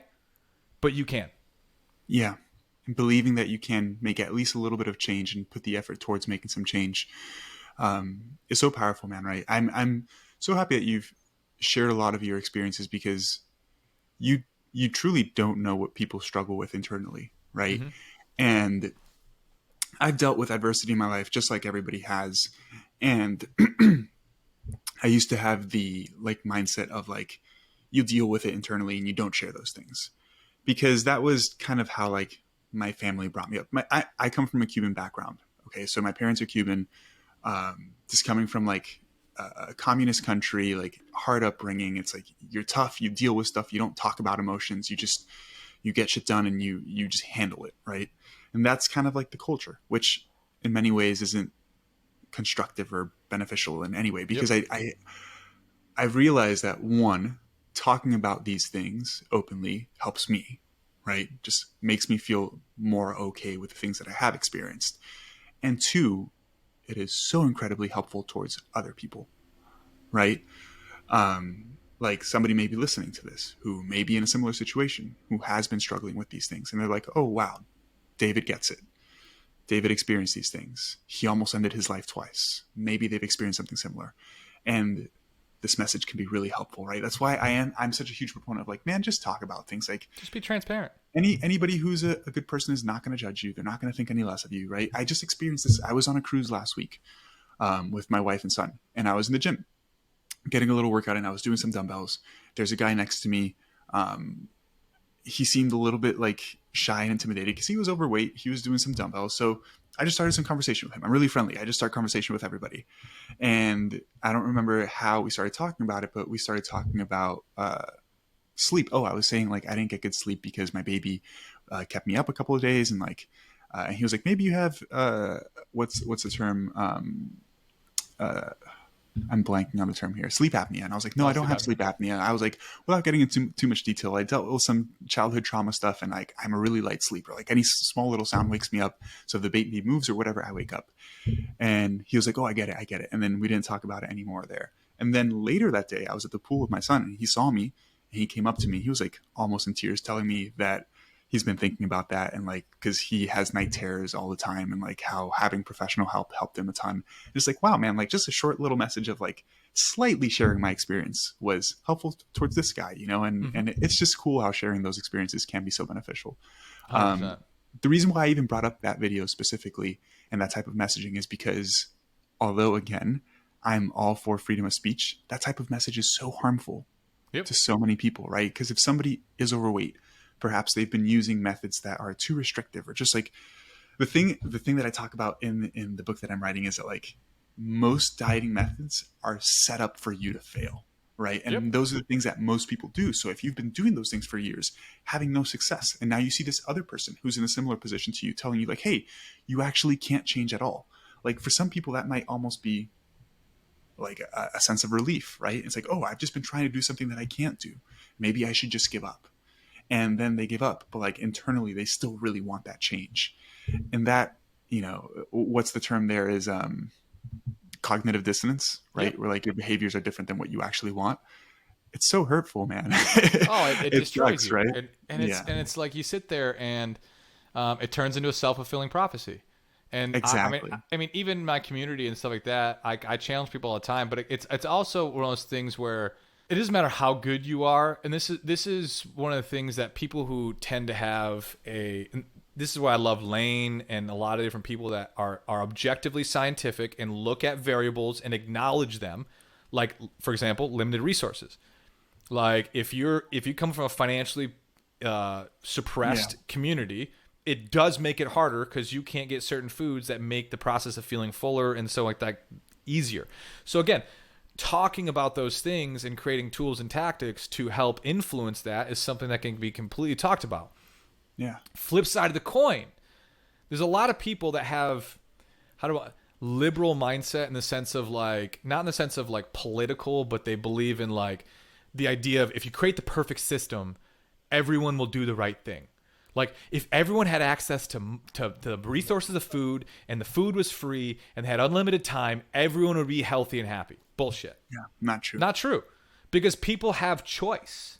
Mm-hmm. And that is something that the person that believes in the perfect system, like if we had a government that just paid for everything, everyone would be healthy and happy. It's just not true because you're taking out one of the most fundamental variables, which is the individual. You can't take the individual out of the equation. Yeah. And as much as you want to say it's all resource driven or all access driven, it's just not, because you're taking out this, and you can't take out the individual. You just can't. And so you can create the perfect system all you want. You will never have 100% success rate because people have choice. And whether you like it or not, people can know that they're making a choice that's not in their best self-interest. It happens all the time. There are doctors who still smoke cigarettes. They have access to every drug, every outlet they could ask for. There's still doctors that smoke cigarettes. Hey guys, some of you may not know that I'm the scientific advisor for a supplement company called Outwork Nutrition. I help with the formulation of new products to help ensure that they're effective and backed by science. Unlike many other supplement companies out there, we don't rely on exaggerated claims or flashy marketing tactics. Instead, we let the science speak for itself. We take pride in formulating products that deliver real results, helping you achieve your fitness goals in a meaningful way. If you're in the market for supplements like protein powder, pre-workout, or recovery products, make sure to check us out at outworknutrition.com. And as a thank you for being an avid listener of this podcast, use code Joey for an exclusive discount at checkout. You can find a link to our website down in the description of this podcast episode. Remember, our goal is to empower you with science-backed supplements that truly make a difference. Choose Outwork Nutrition and elevate your fitness to new heights. Yeah, it's. I remember when I was doing my PhD, we used to go to this conference, and the person who was in charge of like the nutrition and obesity research was obese themselves. So it's like, it's not knowledge, right? Yep. It's individual choice is one aspect of it. It plays but flip side of the coin, like. Yeah. It's all choice. Don't be a baby. It's not. No. There's variables that we can directly talk about that we can like. Again, it's just being honest. Like let's get the ego out. Let's be objectively honest and realistic as we can, because then we can actually move the needle the most. Yeah. Like that's when you can actually move the needle the most. And it's scary because I do the last TikTok live from yesterday really hit me in an interesting way, because people always make snarky comments all the time. I don't really care. It's like, it's life. But it was the combination that made it so funny. Someone commented, "David, you've been down 200 pounds for a decade. Move on. Why are you on here?" And then literally, That's actually pretty funny. Oh, it's hysterical. And then literally within moments of that message, someone asked me, "Hey, my doctor just put me on a 1,200 calorie diet. I'm 415 pounds. Do you agree with that?" And I'm like, This is why. Yeah. No. This is why I'm here. The fact that we still have medical professionals recommending 1,200 calorie diets to 400-pound people, you are out of your friggin' mind. And it's like, I'm not a medical professional, but it's like, it's just, I can tell you that person, whoever that doctor is, isn't using medical research to justify their decision making. Like, because no one is doing that. Unfortunately, medical professionals don't have formal training in nutrition. That's what it is. Yeah. And then I had this conversation with my dad. What do you think, though? So like, I'm going to be a little more hypercritical. If you are a general practitioner in this day and age, and you're just a family prac, and you're just doing day to day, just like, you're not specialized, you're just doing family medicine type stuff, and you're not hyper educated inside of the realistic sequence for weight loss, it's pure laziness and incompetence at this point. Because obesity is so bad. Being overweight is so bad in America. It's not like 30 years ago where you only saw a 300 or 400 pound person every 100, like 200 clients, 300 patients, 400 patients. It's pretty rare. Now it's like, it's all the time. So if you're still giving really bad advice as a general prac, I almost think it's incompetence. I'm sorry. I'm definitely not excusing it at all. I'm not excusing it whatsoever. Yeah. But they definitely don't receive some formal education on basic nutrition stuff in school, you know? Yep. So you fall prey to whatever sort of first messaging you hear, and like, you give some people some of this study, you own it. Yeah. And you give some of these people these recommendations, and what happens? They lose weight because being very restrictive will result in that. And so then it just like confirms their beliefs, right? I think that's what it is. And that's just like lack of trying to continue educating themselves. Yeah. I was going to say something, dude. I can't believe I just blanked. I was thinking on something important, man. Did it involve general practitioners and stuff, or was it a whole pivot? No, it was before that. It was something about what we were talking about before. Anyways, it is what it is, man. But yeah, dude, it's just sad. It's sad to see how prevalent bad information is still. It is. And like, that's where I'm in a place where I'm at now.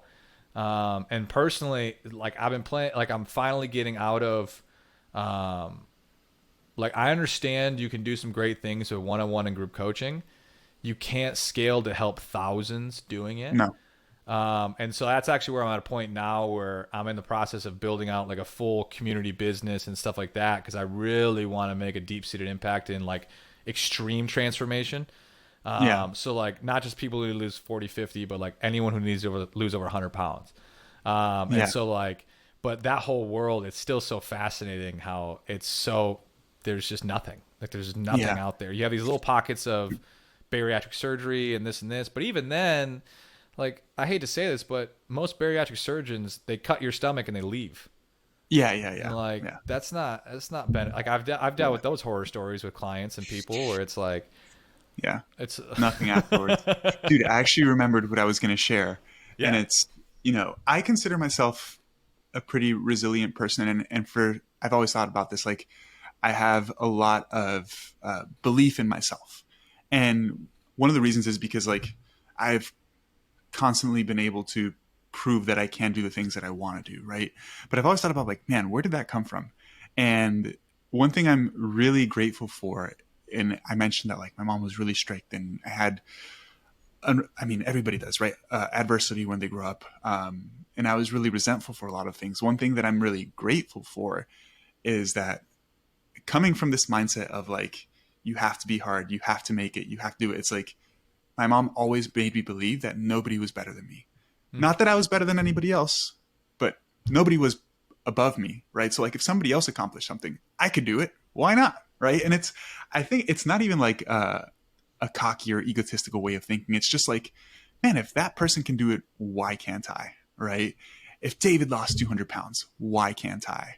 Right. If this person got their PhD and I really want to learn about this too, why can't I? Mm-hmm. It's just like believing that you can do things and then being resilient to continue pushing when you face adversity. That's the part that like so many people struggle with. And I don't know why. I do think part of it is perhaps maybe upbringing. Ever since I was a little kid, man, like I can remember, like if I ever said I was bad at something, my mom was like, "No, you're not. You just like haven't practiced it, right?"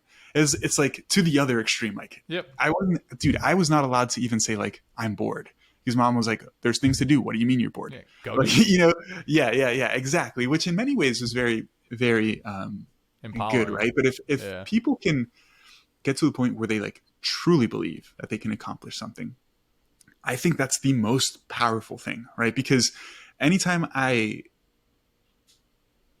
tell myself I want to do something and like I actually really want to do it, I just do it. And the reason why is because like I really think I could do it, right? Mm-hmm. Like I don't know if you know or not, but I actually resigned from Team Biolane about a month ago, Oh, and okay. it was scary for me to like because I've and this is something that I talked to Lane even from like the beginning. Like I've always wanted to do my own thing. Like Mm-hmm. that's always been my goal, and it was just really scary, right? Because going from a position of security to no security is Yep. scary, right? But I was like, man, like if this person did it and that person did it and that person did it, like why can't I Yep. can do it. Like so I was like, F it, I'm just gonna do it. I'm just gonna do it. And I started about a month ago and things are going really well. It's it's just like jumping off the cliff with confidence and just moving forward in the face of adversity. It's a hard skill to develop, but I think it's pivotal, man. It's critical to having success with anything, really. And so to really go off that well, there's two sides of this coin that I think plays a huge role, which is there's also a thing called like law of acclimation, which is the idea of we're actually way better as humans At acclimating to new adapting. environments than we are to create like for example, a lot of people listening to this, especially if you're significantly overweight, are going to go through this process. You have a dying parent, you have a dramatic school year, you got drama at work. There's always something, and you're probably playing the game right now. When this issue subsides, then I'll have the emotional headspace and the resources to go do what I really want to do, which is lose 100 pounds. Yeah, and it's not true at all. And it's a constant revolving door Yeah, because there's always going to be something. there's Like always gonna be life something. happens to everyone, and I deal with this constantly with people. They're always trying to say I'll do it when this specific stressor ends, and the whole problem with that is there's always going to be something. Now I still I think it's super important to acknowledge that in really dramatic situations the number one goal maybe just to not lose track or not lose ground, and that's totally fine. Like I have had people who are like, David, I'm going through nursing school, this, and this. I'm like, cool. The goal for you for the next 6 months, because of your work schedule, is to not gain weight, Yep. not Yep. to lose weight, just don't gain. Like Yep. that's your only goal. Like that's a win, which is totally fine. We go through those seasons, Yeah. but law of acclimation, you will acclimate. We're way better at acclimating to things than planning out all the situations in your life that are going to fit perfectly Yeah. for you to get something done. It's Yep. like this documentary right now. Like I set this documentary up 3 months ago, and I got umpteen investment up front. I needed to figure out how to get the umpteen second half figured out, and I had this timeline and this date, and I had no idea, none. Yeah. I've never done a documentary. I've never. Now I had like my director has done many, and he obviously has the skill set and the knowledge to do X, Y, and Z. Yeah. I personally had no idea, Yeah. and he's like, "This is all I want you to focus on. Get this, this, and this done in this timeline, and you're good." Okay, cool. I'm gonna go do it. I have no idea. My dad's going through a knee replacement. I have all this other stuff on the table, but I'm gonna act. I said yes. This is the timeline. I'm gonna figure it out. Yeah. And the acclimation has actually been so much better in certain environments because like you just adapt, you just You shift, have to. You're in you a have position to. where you have to do it, right? It's Yeah. it's that's perfectly said, man. Like over the past entire year, I've been thinking of things I want to do and like trying to make progress towards them, but like didn't really make much progress. In the past month since I've been on my own, I've made more progress than I have in the past year. 100%. You had to acclimate. You're like, all right, I just jumped off a cliff. I better sprout some wings. Exactly. I have to. Exactly. We're gonna figure it out, man. I'm building wings. Yeah. Thankfully, I've always felt really comfortable just knowing that I have to figure it out. Yep. Which I don't know, maybe genetic, maybe environmental. I'm just happy that I think that way. Well, I think, but also confidence. So for example, I went through a huge phase where I resented my 400-pound life. A lot of people get in these positions where they play the what if game. I went through I'm 6'1", 235. I'm at the top of my bulk right now, 6'1", 235. I'm a monster. Like I'm a good looking guy. Like things are pretty solid for me. Yeah. And I went through a phase like what my life would have been like if I was like this in high school. Could I have played college football? Yeah. Could I have done this? What could I have done? Yeah. And like number one, that just doesn't benefit you. And two, like I'll be honest, if I wasn't 400 pounds in high school with the upbringing I had, I would not have the grit I have. Yeah. Because losing the 200 pounds, the grit that was built, the discipline that was built, the confidence from achieving something that was really freaking hard. Now I'm at a position now where it's like, oh, this documentary, I'm going to figure it out. Building this, launching this transformational company with all the nuance involved, all the legal, I have no idea. I'm going to figure it out. Like, because it's like, if I can do hard things here, I can do hard things anywhere.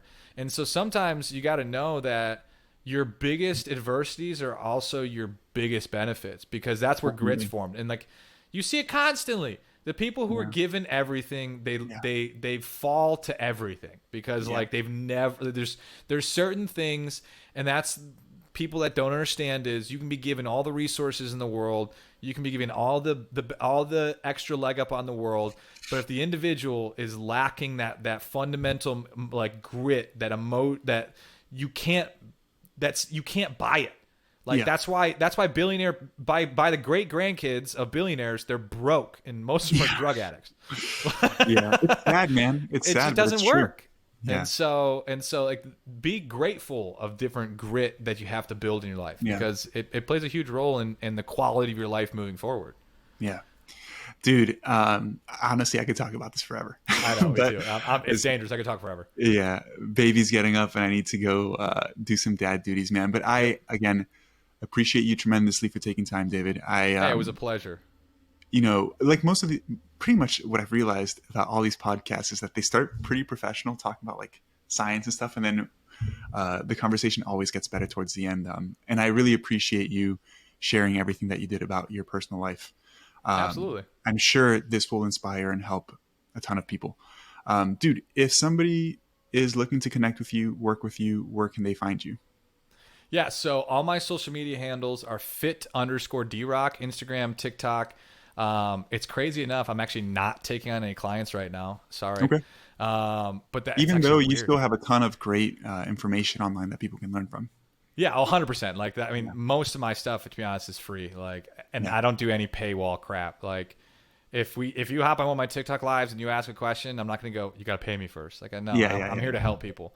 And if you help enough people get what they want, you get everything you want more. Like that's how I believe life is. Very true.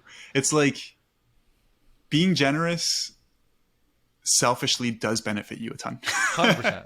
In the end, it always does. Like, because you create a cult following that when you actually give a shit and you actually care about people, in the end, it wins. Like clickbait people, the liver kings of the world, they'll make a quick 15 million, and that's cool and dandy.